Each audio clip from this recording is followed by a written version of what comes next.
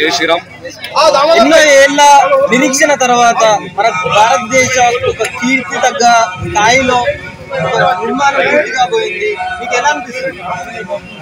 ఇది ఈరోజు జనవరి 22 12:29 కలియుగాబ్ది 5125వ సంవత్సరంలో త్రేతాయుగం నాటి మరి శ్రీరామ ప్రభువు ధర్మానికి ప్రతీక అయినటువంటి ఆ యొక్క శ్రీరామ మన ప్రభువు రామ్లల్లా బాలరాముని విగ్రహ ప్రాణ ప్రతిష్ఠ జరుపుకోబోతున్నాం.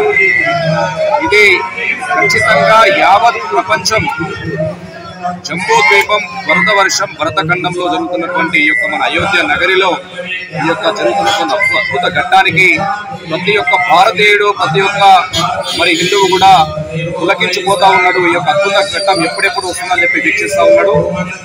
ఈ యొక్క తరుణం మరి ఆసన్నమైనందుకు ఖచ్చితంగా ఈ కృషిలో దాదాపు 500 సంవత్సరాలు మరి పోరాటం ఫలితంగా 77 సార్లు పోరాటం చేయడం వల్ల ఈ యొక్క మన అయోధ్య రామ మందిరాన్ని ఈరోజు మనం సాకారం చేసుకోబోతున్నందుకు ప్రతి ఒక్క భారతీయుడు కూడా వారి యొక్క జన్మ ధన్యమైందని చెప్పి కూడా భావిస్తూ ఉన్నాం. ఫ్యూచర్ జనరేషన్ కానివ్వండి, ఎలా ఇన్స్పిరేషన్ రామో విగ్రహవాన్ ధర్మ, ధర్మాన్ని నిలువెత్తు పూత పోసినప్పుడు అది రాము రూపమవుతుందని చెప్పి మనం చెప్తున్నాం. అంటే ప్రపంచంలో ఏ ఒక్క సంస్కృతి చూసుకున్నా ఎక్కడ చూసుకున్నా ఎన్నో సంస్కృతులు అంతరించిపోయినాయి. మరి వేల ఏళ్ళు కొన్ని దాదాపు 800 సంవత్సరాలు మన బానిసత్వంలాగా ఉన్నప్పటికీ కూడా మరి ఒక హైందవ సింహం లాగా మన కలియుగ పురుషుల్లాగా మన నరేంద్ర మోడీ గారి నాయకత్వంలో అద్భుతమైన ఈ యొక్క రామ మందిరాన్ని మనము నిర్మించుకోబోతున్నామంటే ఈ యొక్క ధర్మం యొక్క గొప్పతనం ఇక్కడ మనకు కనబడతా ఉన్నది. అంటే ఎన్ని సంవత్సరాలైనా ధర్మానికి ముందుగా కొంత ఆటంకం కలవచ్చు, కానీ అంతిమంగా ధర్మమే విజయం సాధిస్తున్నది.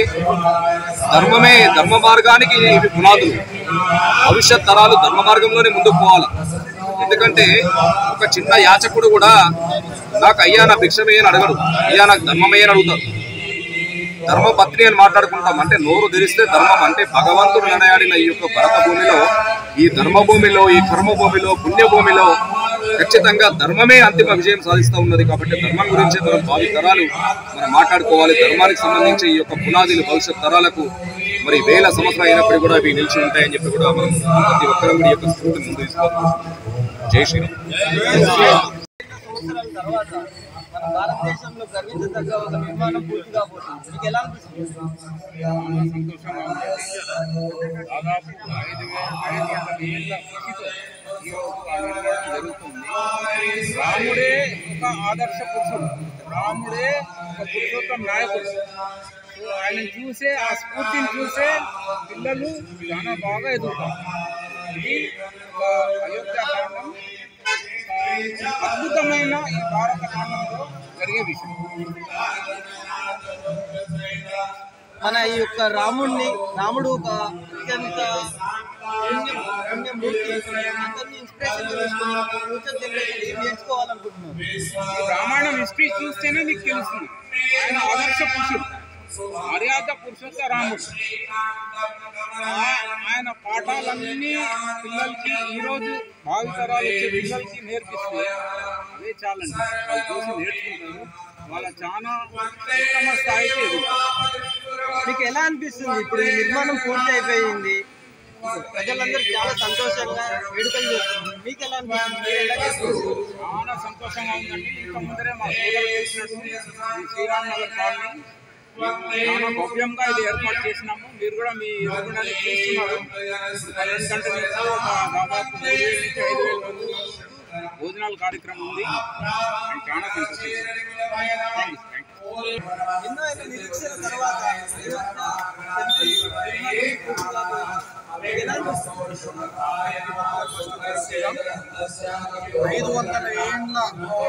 కష్టం, కృషి ఈరోజు ఫలించి రాముల వారు తన సొంత ఇంటి కూటికి, ఈరోజు 5 ఏళ్ల బాలుడి రామ విగ్రహం ఈరోజు వాళ్ళ ఇంటి కూటికి చేరిన సందర్భంగా మేము ఇక్కడ Sriram Nagar colony Ganesh youth association ఉడతా భక్తిగా మా గణేష్ యూత్ అసోసియేషన్ మేము ఇక్కడ 44 ఏళ్ళగా వినాయకుడిని పెడతాము. అదే సందర్భంగా రాముల వారి గుడి ఈరోజు ప్రాణప్రతిష్ఠను పూనుకొని మేము నిన్నటి నుంచి అఖండ రామాయణం చేపించాం. అఖండ రామాయణం నిన్న పొద్దున్నే 10 గంటలకు ప్రారంభమై ఇప్పుడు 10 గంటలకు కంప్లీట్ అయింది. దాని తర్వాత ఇప్పుడు 12:29 ఆరతి చేస్తాం. అక్కడ ప్రాణప్రతిష్ఠ అవుతుంది, ఇక్కడ ఆరతి అవుతుంది. దాని తర్వాత ఒక 3000 మంది నుంచి 5000 మందికి పెళ్లి భోజనం పెడుతున్నాం. ఇది మేము గణేష్ యూత్ అసోసియేషన్ మా ఫ్రెండ్స్ అందరూ ఇక్కడ ఉన్న ప్రతి ఒక్క మా ఫ్రెండ్ ప్లస్ మా కాలనీ వాళ్ళ సహకారంతో చేస్తున్నాం. జై శ్రీరామ్ అందరికీ. ఈ యొక్క నిర్మాణం మన ఫ్యూచర్ పిల్లలకు కానివ్వండి ఆదర్శంగా ఎలా నిలవబోతుంది అనుకుంటున్నారు?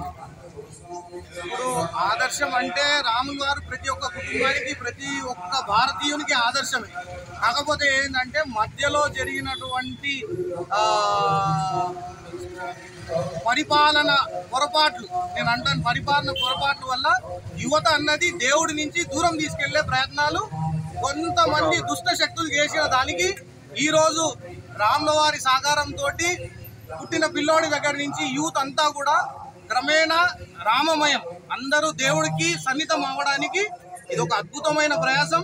దానికి తోడు ప్రతి ఒక్కరు ఏంటంటే తల్లిదండ్రులు తమ తమ పిల్లలకి హాలీవుడ్ బాలీవుడ్ కాదు, రామమయం, రామాయణం, భారతం ఇట్లాంటివి నేర్పిస్తే భవ్య తరాలు ఇంకొక 400 కాదు 1000 ఏళ్ళు 2000 ఏళ్ళు హిందూ ధర్మం నిలబడాలి అంటే ప్రతి ఇంట్లో తన తల్లిదండ్రులు పిల్లలకు నేర్పియాల్సింది మన సంస్కృతి, మన సాంప్రదాయం. జై శ్రీరామ్. ఈ యొక్క నిర్మాణం మన భారతదేశ ఒక కీర్తి ప్రతిష్టలను ఉన్నత స్థాయికి తీసుకెళ్తుందని భావిస్తున్నారు. ఉన్నత స్థాయికి తీసుకెళ్లడం ఏం లేదండి, ఆల్రెడీ మనం ఉన్న స్థాయిలోనే ఉన్నాం. ప్రభుత్వాల నిర్లక్ష్యం, పరిపాలన నిర్లక్ష్యం వల్ల మన ఒక హిందూ సనాతన ధర్మాన్ని కిందికి చూపించారు. ఈరోజు మనం పొలిటికల్ పార్టీలకు అతీతంగా ఈరోజు ఉన్నటువంటి పరిపాలిస్తున్నటువంటి వాళ్ళు ఏంటంటే మన సాంప్రదాయం, మన కల్చర్, మన హిందూయిజం, మన సనాతన ధర్మాన్ని మనం ఎక్కడ ఉండాలో ఈ ఏ ధర్మం పుట్టక ముందు నుంచి ఉన్నటువంటి సనాతన ధర్మం అనంత కోటి ఏళ్ల ముందు నుంచి ఇంకొక అనంత కోటి ఏళ్ల ముందు వరకు సనాతన ధర్మం ఉంటుంది. జై శ్రీరామ్.